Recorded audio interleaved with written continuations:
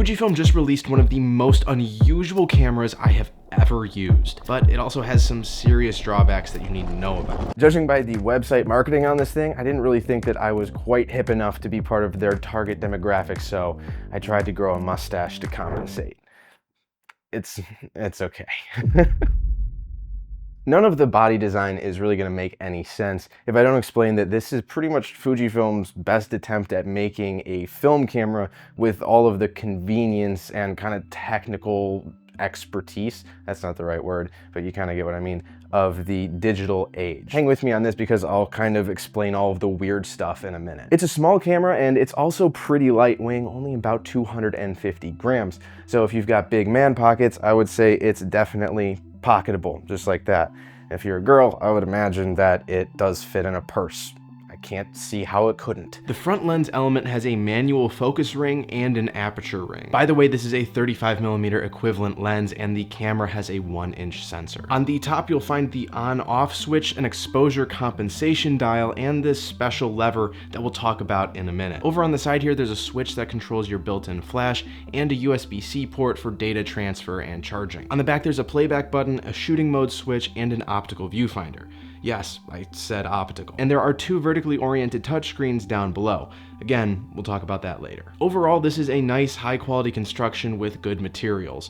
The buttons are all nice and the switches are clicky, and the touchscreens are quite responsive. My only real gripe is that this main LCD screen on the back could be just a little bit brighter because it's kind of hard to see what you're shooting when you're using it out on a sunny day.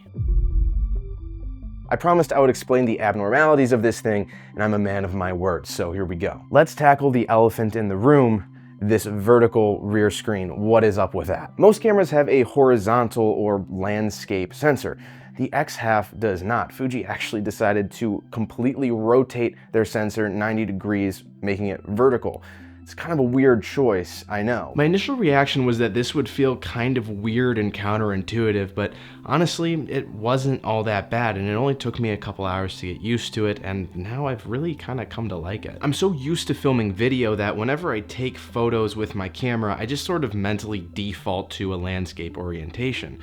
But the truth is, a lot of the favorite photos that I've ever taken, I've taken in vertical. And most importantly, for this camera in particular, social media is dominated by vertically oriented compositions. That was the whole idea behind mounting the image sensor vertically.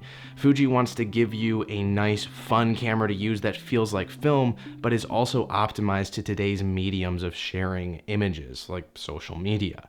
And honestly, I think they did a really good job. Within the camera, there are 13 different film simulations that you can shoot, all of which look pretty good in my opinion. There's also 19 different effects that can give you interesting looks like a double exposure, a light leak, or even like this mirrored one. I mean, these are cool and they're just kind of fun. You can use this little side screen to select which one you want applied. And I have to say, with the film simulations, the aesthetic of having the actual film canister designed through this little side screen, that is just spot on. Look at how cool that is. Unfortunately, there's no way to edit these simulations though, or import your own, which is kind of disappointing because you can do that with some of Fujifilm's other offerings. The X Half has two entirely new shooting modes on top of the basic point and shoot operation. And the first I'm gonna go over really briefly because I don't really see a whole lot of use for this in the everyday, shooting scenarios, and that's the side-by-side shooting. So come here, check this out. If you take a photo, and then you pull this lever over and take another photo or video, it's gonna automatically store these and process them as a single image side by side. When would you use this? I don't really know, and I also wouldn't do it built into the camera because there's a better way to do it using the app, and I'll talk about that in a minute. The shooting mode that actually is pretty cool though is the film camera mode. So if you go into this here, it will load in a film roll that matches whatever setting that you've got in there, and you can select the number of shots you want, whether you want a date stamp, the exposure mode, and from here, you can't actually use it the way you would a digital point and shoot. It's gonna act just like a film camera. So there's no way to use the screen to see your shot. You have to use the optical viewfinder, and if I take an image with the optical viewfinder there, you can't take another one until you prime the film roll again by pulling this lever and releasing it, and now it's good to go, and you can get another photo shot on it. You can even turn off the camera and then turn it right back on, and it'll pick up where you left off in that film roll. So just like a regular film camera, it's gonna save your spot. This is super fun. My wife and I had a date night the other day, and we went out and documented it with this thing, and honestly, I can say I've really never had a photography experience like this. It was just a blast. If you don't take enough photos to fill the roll, or you just wanna leave this mode early, it's no problem. The camera will still save all of the photos that you've already taken on the half-filled roll, and you can develop them later. Speaking of, once you're done, it's time to develop your film roll. That's where we pull out the X Half app. Once you've paired your camera to your smartphone, you can choose to transfer film to the phone, which will then prompt a little selection screen with your film canisters.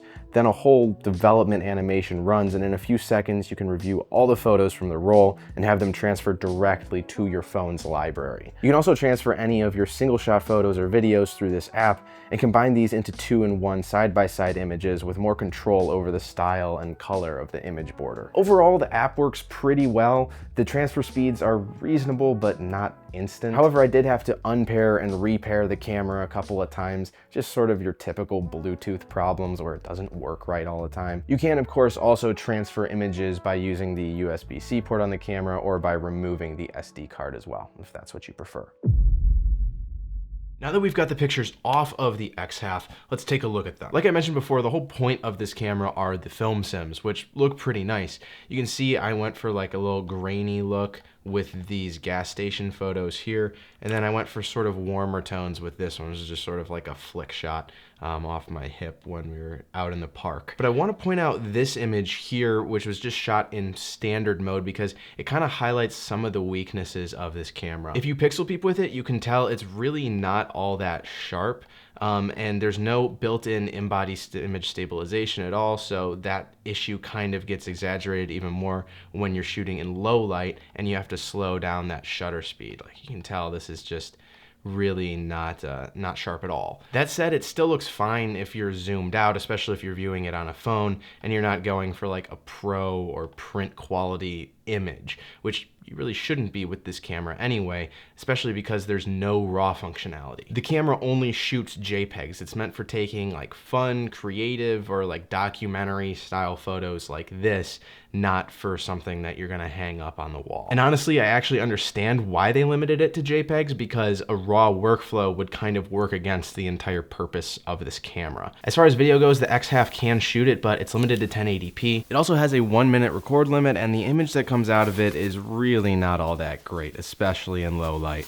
I mean, you can truly see the limitations of that 1-inch sensor here. In the end, I think that this is really a perfect example of different tools for different use cases. The Fuji X Half is not designed for a professional photographer trying to make world-class prints. It's also really not kind of designed for a street photographer who just wants something super capable but small and compact. The image quality is nothing to write home about, and there's not even a burst photo mode, because that's not the point. This thing is made for people who want a fun way to document their life. That said, it is $850, so I'll probably just keep using my phone. If you're looking for a pocketable camera that takes a more professional image though, you should check out this video over here where I reviewed the Ricoh GR3. It might be exactly what you're looking for.